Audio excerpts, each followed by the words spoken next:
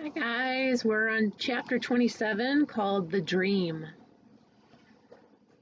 Alex slowly opened her eyes one at a time.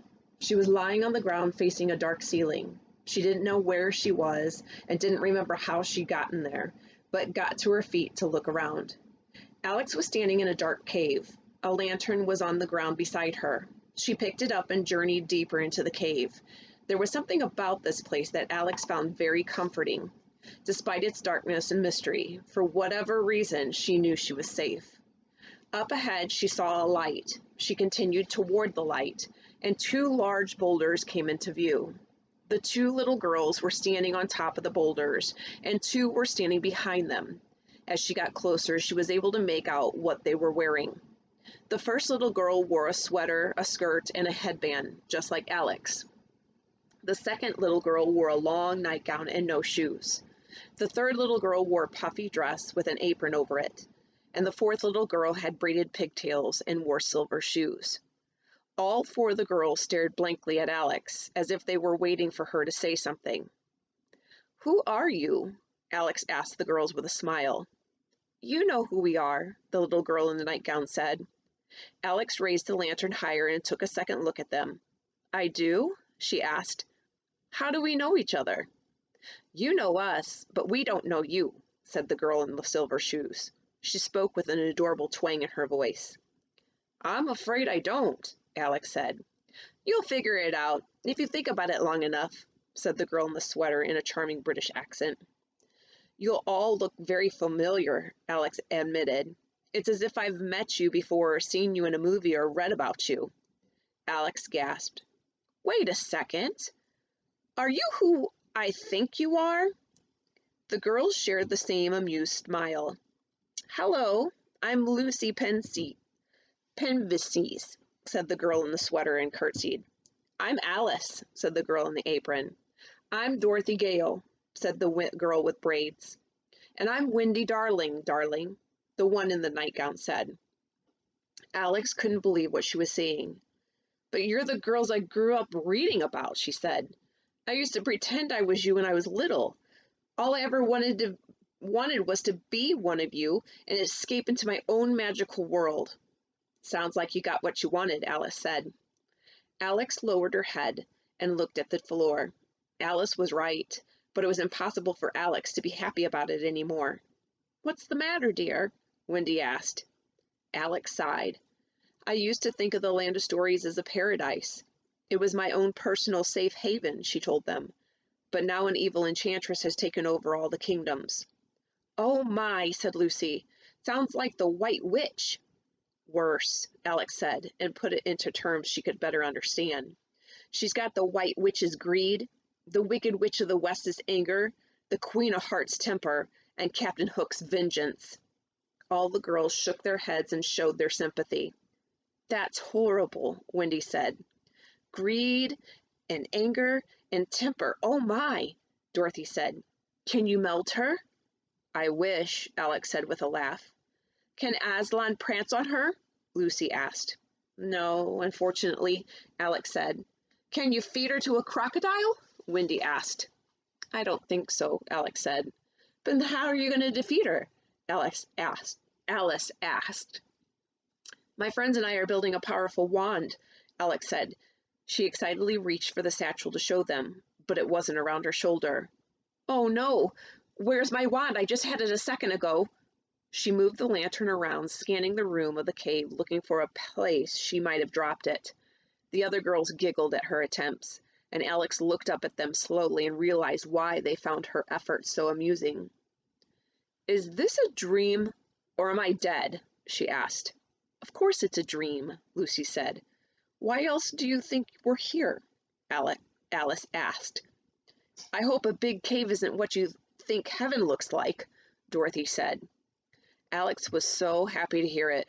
"The last thing I remember was being blasted into the sky," she said. "But how did I survive the fall?" "Did your wand save you?" Lucy asked. "Of course!" Alex exclaimed. "The wand makes whoever is holding it invincible. It was in my hand the entire time. The enchantress didn't kill me after all." The girls cheered, but then Dorothy went silent. "Are you going to kill the enchantress with the wand now?" Dorothy asked. Alex hadn't really thought about that. She had been so concerned with getting it with the wand finished, she never thought about what she could do after the wand was made. How was she going to go about defeating the enchantress with the wand? Was she going to have to kill her with it? Was Alex even capable of killing someone? She always figured Jack or Goldilocks would do it if that was what was needed. I suppose I don't have a choice, Alex said. I'd recommend finding another way if there was one, Dorothy said with a sad look on her face. Even though melting the witch was an accident, I felt awful about it ever since. What Dorothy said resonated with Alex more than she was letting on. She didn't want to hurt anyone, but how could she stop Esmea without killing her? Would Esmea just find another way to cheat death like she had after Evely poisoned her? I don't have to necessarily kill Esmea, Alex said, thinking out loud.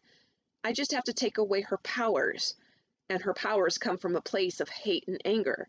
So if I took away the reasons that validated her right to be angry, she would be powerless.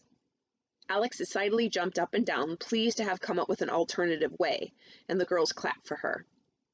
Violence is never the answer, Wendy said.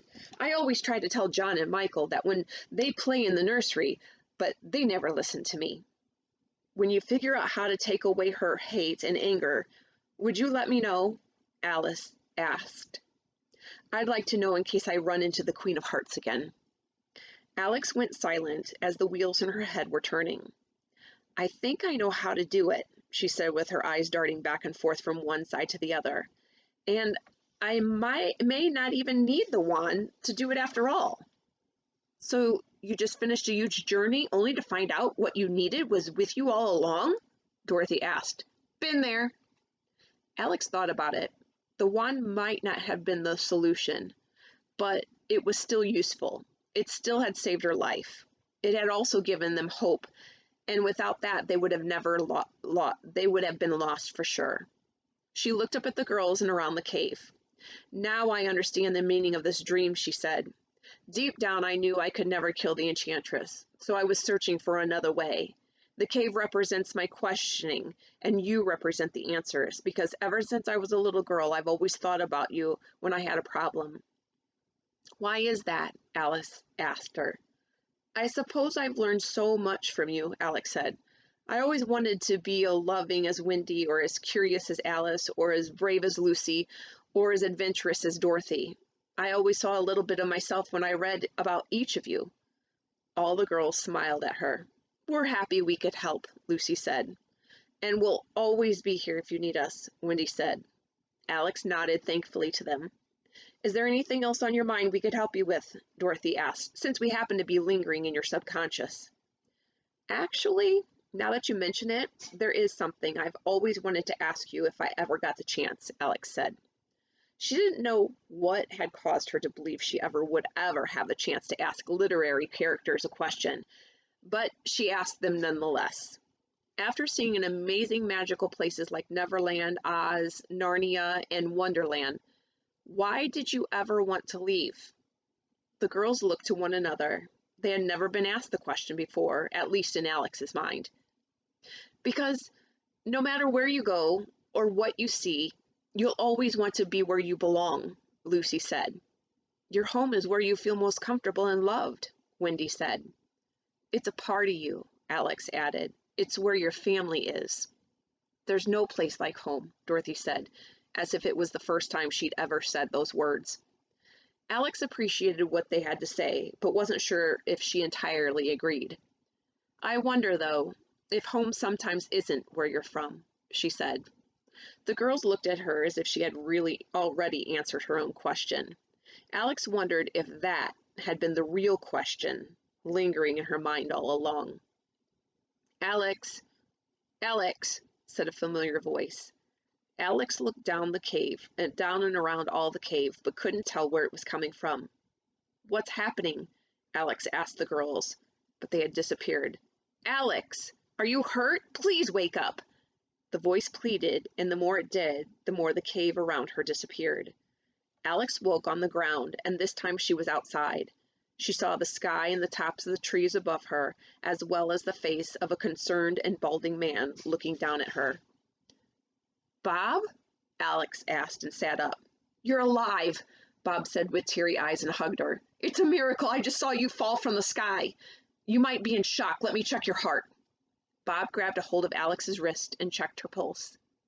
I wonder if there's an intensive care unit somewhere in this kingdom, he said. Bob, I'm fine. Look, Alex said. Her hand was still clutching the wand. It's the wand of wonderment. I was holding on to it and it saved me. Bob looked at her like she was speaking different language. Is it wrong that I'm still surprised by all of this? Alex jumped to her feet. She could see the enchantress's pillar in the distance. The sky above it was filling more and more with the black smoke from the fire.